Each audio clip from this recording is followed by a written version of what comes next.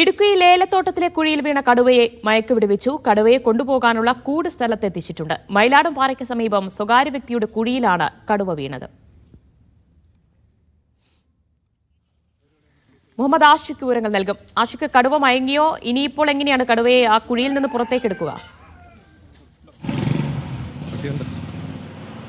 ദിവ്യ, കടുവ പൂർണ്ണമായും മയങ്ങാനുള്ള കാത്തിരിപ്പിലാണ് ഇപ്പോൾ നിലവിൽ വനംവകുപ്പ് ഉള്ളത്. ആദ്യഘട്ട മയക്കുവെടിയാണ് വെച്ചിട്ടുള്ളത്. ഇനിയും മയങ്ങിയിട്ടില്ല എന്നുണ്ടെങ്കിൽ കടുവയെ ഒരു റൗണ്ട് കൂടി മയക്കുവെടി വെക്കാനാണ് വനംവകുപ്പ് ആലോചിക്കുന്നത്. അത് പരമാവധി ഒഴിവാക്കാനുള്ള ശ്രമത്തിലാണ് ഇപ്പോൾ കാത്തിരിക്കുന്നത്. പൂർണ്ണമായും മയങ്ങി കിട്ടുകയാണെങ്കിൽ ഉടനടി തന്നെ വലയിൽ കയറ്റി മുകളിലെ കൂട്ടിലേക്ക് എത്തിക്കാനുള്ള നീക്കമാണ് ഇപ്പോൾ വനംവകുപ്പ് നടത്തുന്നത്. കൂട്ടിലെത്തിച്ചാൽ കടുവയെ എങ്ങോട്ട് തുറന്നുവിടും എന്നുള്ള കാര്യത്തിൽ നിലവിൽ തീരുമാനമായിട്ടില്ല. വനമേഖലയിലേക്ക് തന്നെ തിരികെ എത്തിക്കാനാണ് വനംവകുപ്പ് ആലോചിക്കുന്നത്. എന്നാൽ തമിഴ്നാടിന്റെ വനമേഖലയിൽ നിന്ന് എത്തിയ കടുവ എന്ന് സംശയമുള്ളതിനാൽ അത് തമിഴ്നാട് വനംവകുപ്പ് അധികൃതരുമായി കൂടി ആലോചിച്ചുകൊണ്ട് മാത്രമേ എവിടെ കടുവയെ തിരിച്ചെത്തിക്കും എന്നുള്ള കാര്യം തീരുമാനമാവുകയുള്ളൂ. നമുക്ക് ആ കടുവയെ മയക്കുവെടി വയ്ക്കുന്ന കാര്യങ്ങളെ ദൃശ്യങ്ങൾ കാണാമെന്ന് തോന്നുന്നു. ഇന്ന് രാവിലെയാണ് മയിലാടുംപാറയ്ക്ക് സമീപമുള്ള ഏലത്തോട്ടത്തിലെ കുഴിയിലേക്ക് കടുവ വീണത്. കടുവയ്ക്കൊപ്പം ഒരു നായ കൂടി ഈ കുഴിയിലുണ്ടായിരുന്നു. നായയെ ഓടിച്ചപ്പോൾ കടുവയും നായയും കൂടി കുഴിയിൽ വീണതാണ് എന്നാണ് കരുതുന്നത്. രാവിലെ ഏലത്തോട്ടത്തിലെത്തിയ തോട്ടം തൊഴിലാളികളാണ് കടുവ കുഴിയിൽ വീണ വിവരം അറിയുന്നത്. തുടർന്ന് വനംവകുപ്പിനെ വിവരം അറിയിക്കുകയായിരുന്നു. പ്രദേശത്ത് അങ്ങനെ സ്ഥിരമായി കടുവയുടെ സാന്നിധ്യം ഉണ്ടാകാറില്ല